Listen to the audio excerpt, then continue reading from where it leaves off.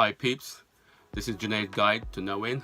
It's been a year since I did my last video, and in that time I just traveled, studied more, researched more, get my game on, and decide now, well, I have content and I have the platform and the exposure to want to get these things back out to you all, and I just want everyone out there to share with me and join me on this journey of self-discovery,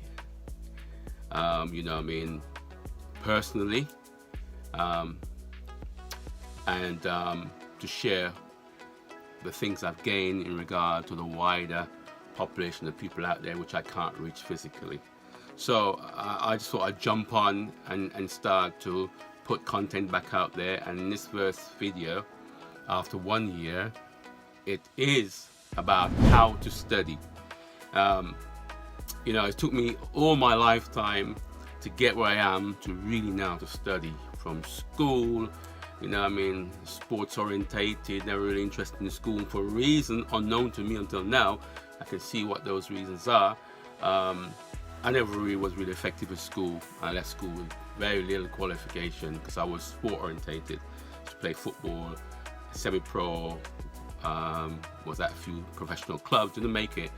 And then I went on to college, and then I sort of progressed there, and my ability increased much there. But I also had a lot of help along the way, from lecturers who sort of cared about me. I went to university and was successful after many years. However, a lot of things was not made clear to me in the way it is now. Had it been, I would be far, far more ahead of the game in my learning and aptitude, naturally. And so now that I've learned this, I'm now passing this information on to my kids, and they're a lot more smarter now. My son at 7, he's just like a whiz, he doesn't have to focus too much on things. He just hears things and he never forgets it. He's in the top 5 in his school. My other son, who's 4, he's coming on. My daughter is 3. Amazing. 3 years old, she can count to 100. She knows several languages. It's amazing. But so I want to share my knowledge out there with people having problem with studying. And along the way, we all study, or say we're going to do something, and then we fall off the wagon. Why is that? Have you ever asked yourself the question, well, why is it that I did not complete that course I said I was going to do? Why did I not start this course that I wanted to do? Why didn't I complete this degree that I wanted to do for such a long time? Obviously, there's been some barriers. Educational system and the technology it has is not set up to identify these barriers. It's more set up as an institution to create barriers. And for people who are involved in the system, they're caught up in this, and it's all about memorization. Yeah, memorization is good. But if you keep memorizing something over and over, yes, you will remember it. But to apply it, where is the application? Now, the problem is anytime you learn something, you cannot apply it. You do not learn anything. If you studied anything and you never used it after you studied, then you didn't study it. Because what would be the point in studying something that you're not going to use? And what would be the point in studying something that you're not going to use, you're going to forget, and then you go do something completely different? You see where your time is all wasted.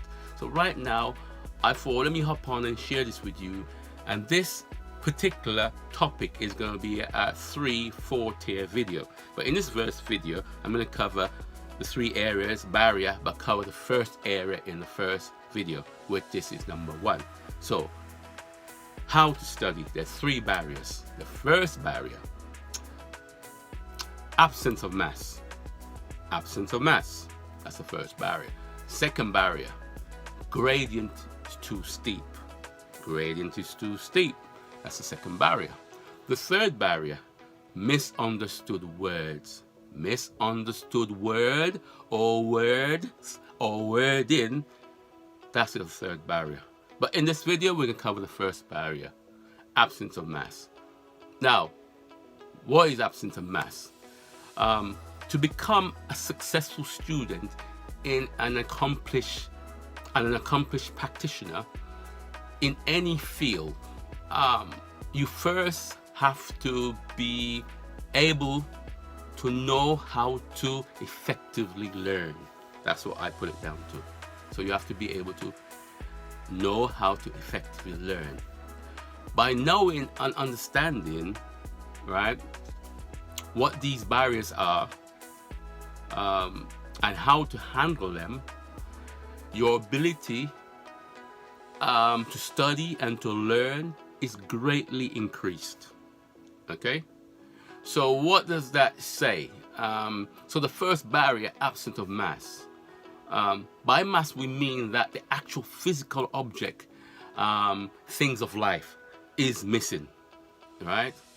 So what I'm saying here is the significance of a subject is the meaning or idea or theory of it.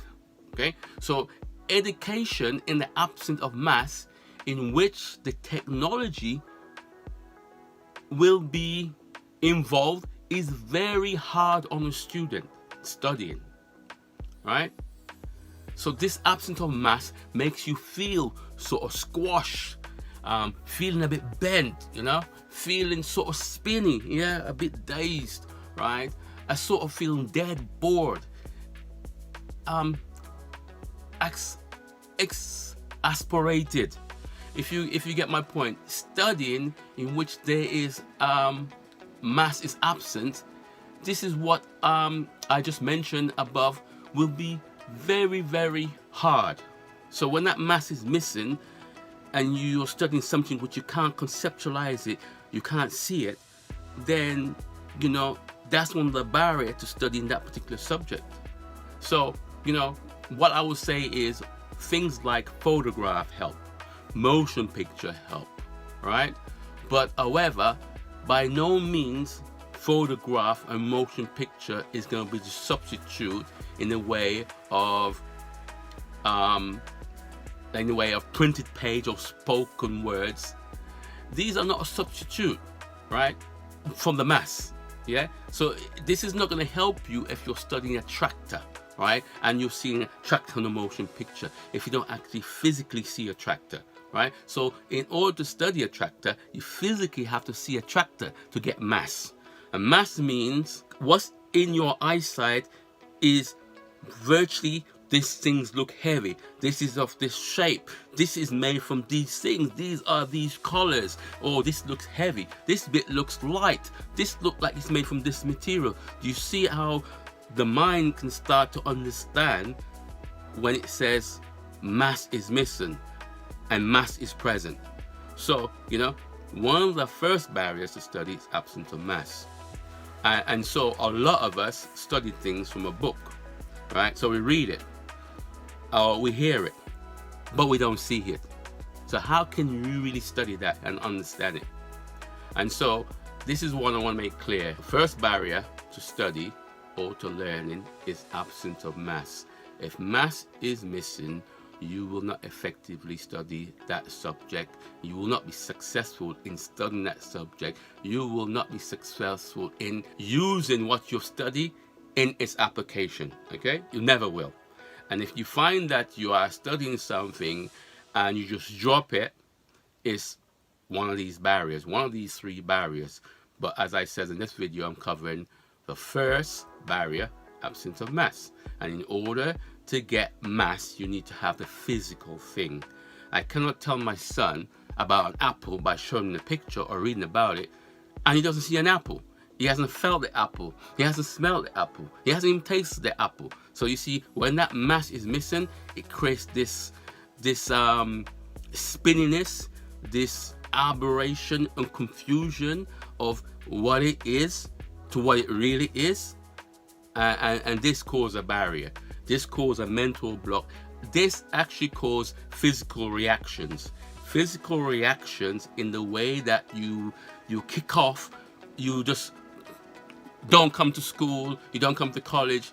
That aspect is called blow off, but we'll deal with that in another video.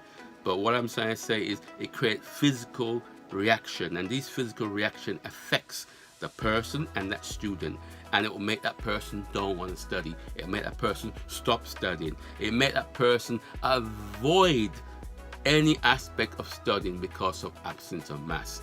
So I hope this video is clear on the first barrier to not effectively be able to study, and that's the absence of mass.